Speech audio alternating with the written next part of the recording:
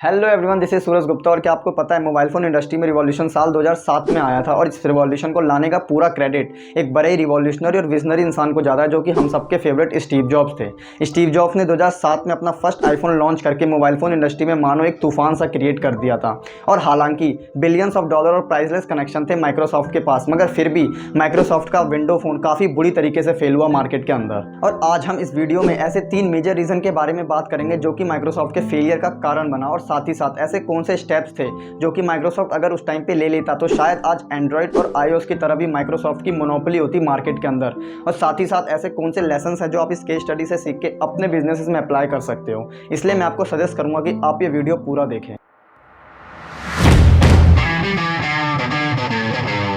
पहला रीज़न जो माइक्रोसॉफ्ट के फेलियर के पीछे है वो है never under estimate your competitors. साल 2007 से पहले माइक्रोसॉफ्ट के पास 20% मार्केट शेयर था, जो कि नोकिया के बाद दूसरी सबसे ज़्यादा मार्केट कैप्चर करने वाली कंपनी थी। उस टाइम पे माइक्रोसॉफ्ट ने अपने कैशियो यूनिट्स लॉन्च किए थे जो कि एक प्रकार से हैंड होल्ड पीसीज थे, और ये सारे के सारे hand hold PC window CE based operating system पर रन कर रहे थे, जो कि था तो विंडो 3 ही, मगर मार्केटिंग के लिए उनका नाम बदल दिया गया।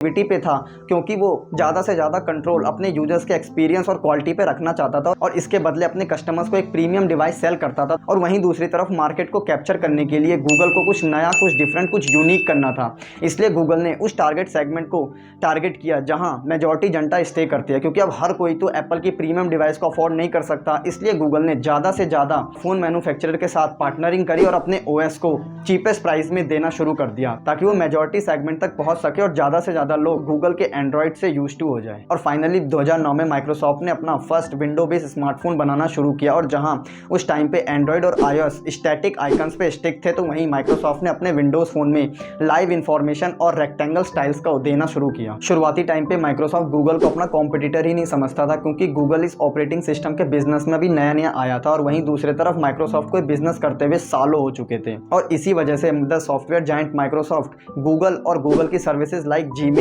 यूट्यूब और मैप्स को काफी अंडर एस्टिमेट किया करता था। माइक्रोसॉफ्ट को यह लगता था कि गूगल कोई भी रियल वैल्यू प्रोवाइड ही नहीं करा रहा है अपने कस्टमर्स को। मगर फॉर्चुनेटली अनफॉर्चुनेटली चीजें बदली और माइक्रोसॉफ्ट के विंडो फ़ोन के लिए दिक्कतें तब शुरू हो गई जब गूगल ने अपनी सर्विसेज माइक्रोसॉफ्ट के विंडो फ़ोन को देने से मना कर दिया, जिससे कि माइक्रोसॉफ्ट के विंडो फ़ोन की पॉपुलैरिटी काफ़ी कम हो गई। और वहीं दूसरी तरफ एंड्रॉयड और iOS में ये सारी चीज़ें काफ़ी अच्छी तरीके से ऑप्टिमाइज थी।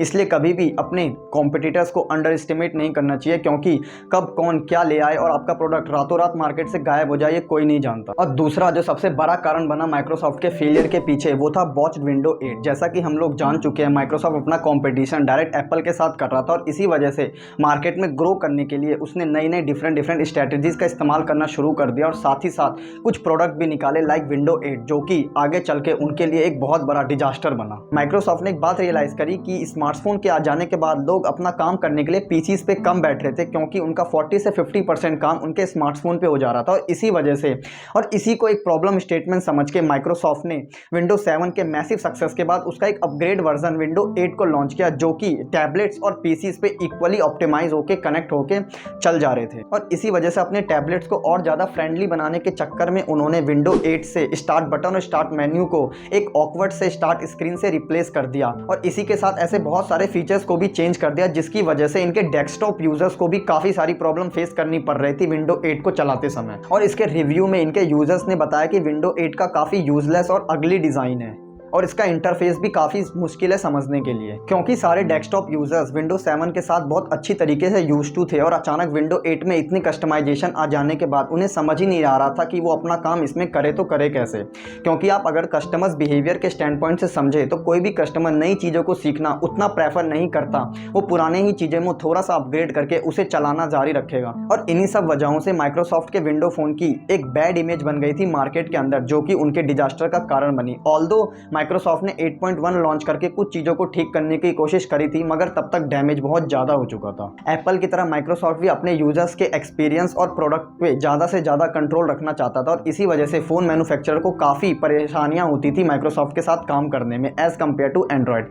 इसलिए देखते ही देखते ज़्यादा से ज़्यादा मैन्युफैक्चरर ने एंड्रॉयड के साथ पार्टनरशिप कर ली और यहाँ से माइक्रोसॉफ्ट के विंडो फ़ोन की हालत और ज़्यादा ख़राब हो गई। और तीसरा जो रीज़न था माइक्रोसॉफ्ट के फेलियर के पीछे वो था अरेंजमेंट ऑफ फ़ोन मैन्युफैक्चरर और ऐप डेवलपर। जैसा कि हम लोग जानते हैं, माइक्रोसॉफ्ट के विंडो फ़ोन का यूज़र बेस काफ़ी छोटा था, इसी वजह से कोई भी ऐप डेवलपर तैयार ही नहीं हो रहा था इनके ऐप स्टोर पे ऐप बनाने के लिए और इसी वजह से इनके ऐप स्टोर सालों तक खाली थे। फॉर एग्जांपल, अकेले यूट्यूब और इंस्टाग्राम को इनके ऐप स्टोर पे आने में 3 साल लग गए और इसके बाद बहुत सारे अलग अलग फ़ोन मैन्युफैक्चरर के पास जाने के बाद फाइनली माइक्रोसॉफ्ट ने डिसाइड किया $7.2 बिलियन देकर नोकिया को एक्वायर करने का। और इस एक्विजिशन के 1 साल बाद ही नोकिया पूरी तरीके से बदल गया। नोकिया ने नवंबर 2011 में अपना फर्स्ट विंडो फ़ोन लॉन्च किया। कहने को तो नोकिया लाइसेंसिंग फी दे रहा था माइक्रोसॉफ्ट को, मगर रियलिटी में Microsoft every quarter $250 million cash दे रहा था नोकिया को इनका सपोर्ट पेमेंट बनाने के लिए, जो कि इनके पूरे एक्सपेंस से ज़्यादा था। मगर चीज़ें यहाँ से धीरे धीरे ठीक हो रही थी और माइक्रोसॉफ्ट ने अपना प्रोडक्शन इशू को भी सॉल्व कर दिया था, मगर अब काफ़ी लेट हो चुका था। आईफोन लॉन्च हुए 4 साल हो चुके थे और अब लोगों के पास कोई रीजन नहीं था विंडो फोन पे शिफ्ट होने का।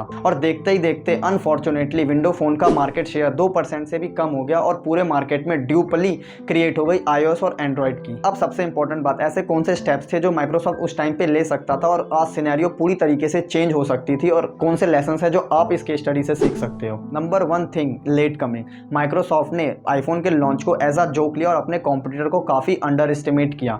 उन्हें यह बात समझने में कि आने वाला टाइम स्मार्टफोन का है पूरे 1 साल लग गए और जब तक उन्होंने अपने मेजॉरिटी प्रॉब्लम को सॉल्व किया तब तक 4 साल बीत चुके थे और मार्केट के अंदर एंड्रॉइड और iOS की मोनोपोली क्रिएट हो चुकी थी। So the main line is always change with time and technology. Number 2, less complexity. कोई भी चीज़ जितना कम कॉम्प्लेक्स होती है वो उतनी अच्छे तरीके से परफॉर्म करती है, चाहे वो बिजनेस हो या ऑपरेटिंग सिस्टम। और माइक्रोसॉफ्ट के विंडो फोन का इंटरफेस काफ़ी कॉम्प्लेक्स था। इसमें आपको कोई भी चीज़ एक्सेस करने के लिए ब्राउजर में जाके लॉग इन करके तब आप चीज़ों को एक्सेस कर सकते थे। सो विंडो फोन के अंदर कन्वीनियंस के बजाय कॉम्प्लेक्सिटी ज़्यादा थी। और नंबर 3, आपने ये लाइन जरूर सुनी होगी कि if you are selling to everyone you are selling to no one. और विंडो 8 के साथ भी यही हुआ। माइक्रोसॉफ्ट ने 2 अलग चीज़ों को एक साथ करने की कोशिश करी जिसके वजह से दोनों ही चीज़ें खराब हो गई। डेस्कटॉप यूजर्स को भी काफ़ी प्रॉब्लम हुई और इनके मोबाइल फोन्स के ब्रांड की भी बैंड बज गई। सो कभी भी 2 चीज़ें करने से पहले आप मार्केट में एक बार जरूर ट्राई कर ले कि वो दोनों चीज़ें चलेंगे भी कि नहीं। Thank you for watching the video. Have a good day. Bye bye. अगर वीडियो पसंद आई तो लाइक और सब्सक्राइब कर देना और अगला वीडियो किस टॉपिक पे बनाऊं उसे कमेंट में करके बताओ, जल्दी बताओ।